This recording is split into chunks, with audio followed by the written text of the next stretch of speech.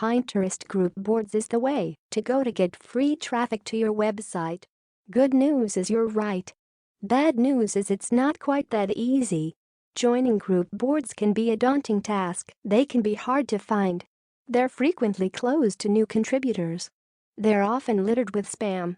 Getting on a single quality group board, however, can be a total game changer for you and your business. Just finding and joining one new board can mean thousands of additional readers and potential clients each and every month. A quality Pinterest group board is money in your pocket. You're going to strike out a good portion of the time when contacting group board owners, and that's okay. Our goal is to just get on one, then the next one, then another. You got this. Step 1. Draft a list of potential boards in your niche. Unfortunately, there is no for sure way to know whether or not a board is of high quality before joining it. A good first place to start, however, is by looking at established bloggers in your niche. Since BTOP is in the business and finance niche, I'll use a finance influencer as an example. Take a look at Rosemary Groner of The Busy Budgeter now rather than look at the Pinterest group boards that she is on. Take a look at the ones she is actually pinning to. Some bloggers may be on 50, even 100 plus group boards. That doesn't mean they're pinning to all of them. You can spy on which ones they're pinning to by switching from the board list on their main profile to the pins list as seen below. Try scrolling down the page for a minute or two and identify the group boards that the top influencers in your niche are posting to. Now check out another blogger and jot down the names of the group boards they're actively engaging with. Odds are that those boards are high quality in nature. You'll probably see some overlap between bloggers, and that is to be expected. Many of the top bloggers are pinning to the same high-quality Pinterest group boards for this exact reason. How do you think they got to the top to begin with? Since your strikeout rate is likely going to be high when it comes to actually applying and getting accepted onto group boards, it's probably best to identify 50 to 100 boards in your niche, if your niche is big enough. We'll talk more about how to actually apply for them in step 3 below, but for now just work on getting a sizable list. This may be tedious and time-consuming, but it's a process that nearly all bloggers that came before you have accomplished. You can expect this part to take several hours. Roll up those sleeves and get to work. Pro tip: use Board Booster as another way to find Pinterest group boards. As far as finding group boards goes, another cool trick you can use is to check out Board Booster. You can sign up for free and start looking things over to get a feel for them. They offer a paid pin scheduler as well, but we recommend using Tailwind for that. As you see in the screen grab above, near the top right, they have a section named Top Group Boards under the Reports drop-down. In that section there is a sortable list of Pinterest categories and their corresponding group boards. Indicators of high-quality Pinterest group boards. High repin rates. Board Booster supplies this information varies by niche. High-quality content, visually appealing, pretty pins. Typically boards with a cap on the number of pins per day perform best. 2 to 3 pins day per contributor works well to help prevent spam. Typically boards with less contributors perform better. Personally, I try to avoid boards with more than 100 contributors as they move too quickly and are often poorly moderated.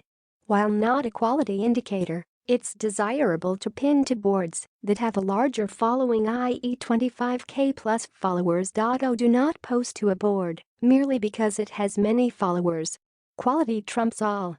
Pinterest will not show pins in the smart feed from a spam board with over 1 million followers if the pins on the board are not getting engagement. Step 2. Eliminate likely low-quality boards. Spotting a poor-performing board is usually much easier than spotting a good one. Although there is no such thing as a blanket approach as to what constitutes a low-quality board, there are a few things you can look out for. Low-quality boards often 1. Have hundreds and even thousands of contributors, making it harder to moderate protect from spam. 2. Have content pins that are completely off-topic. 3. Have pins that are misshapen, pins that don't really pass the eyeball test, aesthetically poor-looking pins. 4.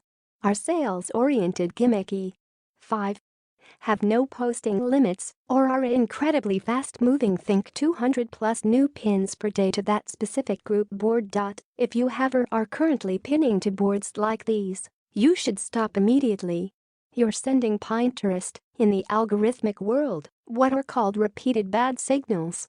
If you're sending out a pin and it gets zero engagement in front of a particular audience impressions, Pinterest is going to assume that 1. Your content is bad or misleading. 2. The board that is being posted to is of low quality or unengaging. You don't want your pins associated with that. How to proactively find high quality and low quality boards in Board Booster. Go back to the pro tip in step 1 and find the category your niche falls in. We'll use the food and drink category below as an example. If you sort the list by repin rate, you'll see Weight Watchers Recipes family near the top. Its average repin rate, on average, an astounding 420 repins for each pin that is pinned to that group board. Notice how it only has 41k followers, and yet it beats every single board below it on the list, many of which are 10x and even 20x as large. It's not always about the size, it's about quality. Note, this speaks to how important targeting is.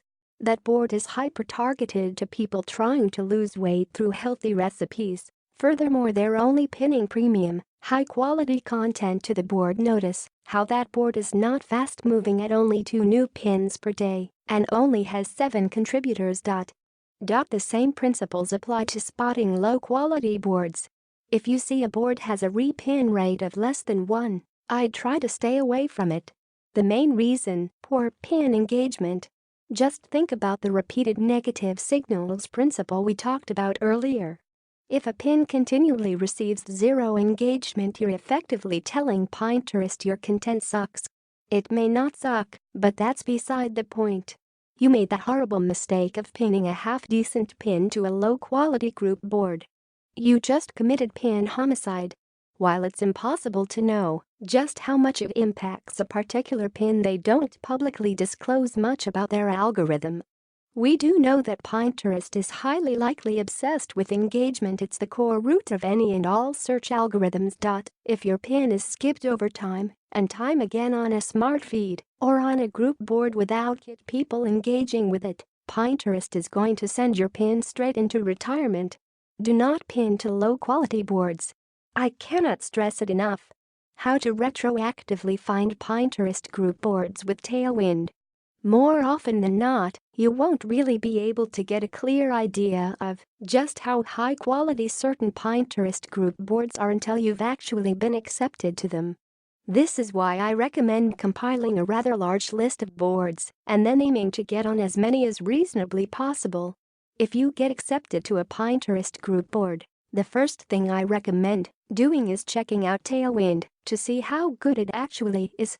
You can do this by looking under the Board Insights section on the left side of your screen and then selecting only group boards, then filter the list to virality score or engagement score. Important: Tailwind calculates these scores based on combined historical data of all the pins on the board, i.e. the virality score is calculated by lifetime repins, lifetime board pins. These are not good indicators of the quality of a board in this moment. Over time, board owners often add too many contributors, which may degrade the quality of the board and cause repin rates virality score to drop. For a more accurate assessment of the quality of the board at present, divide the number of repins in the last 7 days by the number of pins in the last 7 days. Example: lifetime repin rate for the unnamed board above is 16.10. However, the repin rate over the last 7 days is only 4.080 repins, 20 new pins. Unfortunately, Tailwind does not have a sortable list to do this sort of calculation for you, but you Excel nerds out there should be able to do this really quickly. You want high-quality boards? This is how you know if you're on them. If you're posting to a board that has a present effective repin rate of less than 1, you should definitely question why you're still posting to that board. It's only hurting you. Step 3. How to apply to Pinterest group boards. Oh boy, now for the fun part. By now you've got a group board list of hundreds of high-quality group boards, just kidding, that you're ready to apply to if you're not on them already. You've weeded out the bad ones and you're ready to rake in the moolah. There's only one problem: getting on them is actually a ton of work.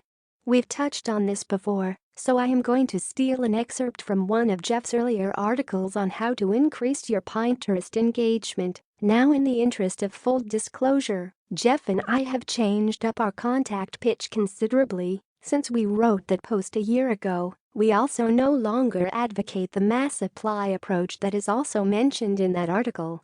Our current pitch is considerably more personal, and we aim to give the board owner something of value in return for being added. While perhaps a small bit controversial, Jeff and I advocate still reaching out to board owners, even if a board states it is closed to new contributors. Many of the highest quality boards are older, more established boards with quality pinners on them. If you think you're up to the task of contributing high-quality content to a group board and have something to offer a group board owner, they'll be happy to at least entertain your request.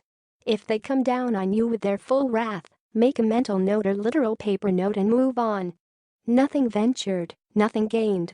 Note, sometimes it's worth reapplying to group boards you never heard back from. Some good points that Jeff brought up in that earlier article was, don't use the exact same script, and be sure to again remain polite and courteous. And that's it.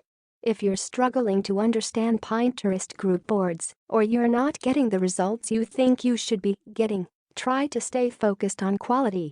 One last time, focus on quality. Gone are the days that you can spam or litter a person's newsfeed with pins